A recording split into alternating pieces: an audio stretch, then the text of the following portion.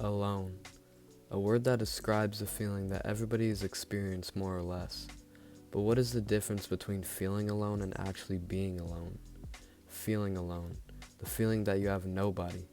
You're an empty shell. You have friends and companionships, but that still can't quite fill the void. When you're by yourself late at night, that feeling of loneliness and emptiness settles in again. And for all of you guys out there who feel like this, I have one thing to say to you. It's okay to be alone. Feeling alone and being alone are two different things. Just you, your thoughts, and your own feelings. That is what being alone is. Most people are scared to be alone because they latch on to friendships and use external things as their main source of happiness. But that could only last so long. You're not always going to have someone or something there to make you happy, and to be frank, you don't need to. Our minds feed us this illusion that we need something outside of ourselves to be happy, when that is in fact the complete opposite of the truth. In reality, all you need is yourself.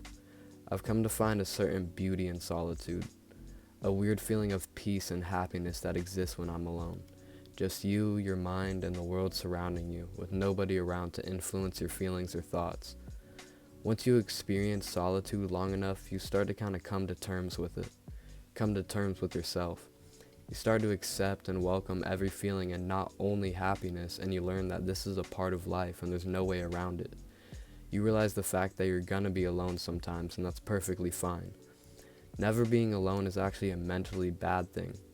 A lot of people have too many ideas, influences, and thoughts in their mind that come from other people rather than themselves, and this creates them to base their personality off of other people's thoughts and interests.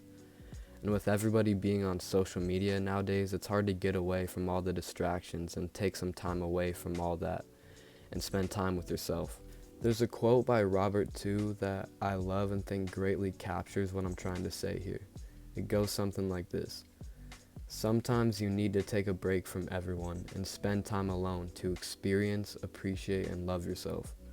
I highly agree with this quote because if you're never alone, you'll never have the time to do any of the things just mentioned. And if you can't even love yourself, then how are you supposed to love someone else? Well, the answer is you can't.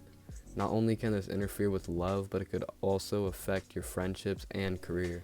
Do you think Steve Jobs accomplished what he did while 8 people sat next to him talking in his ear? No. And even if you don't plan on having a career or making something out of your life, I still think everybody longs for happiness.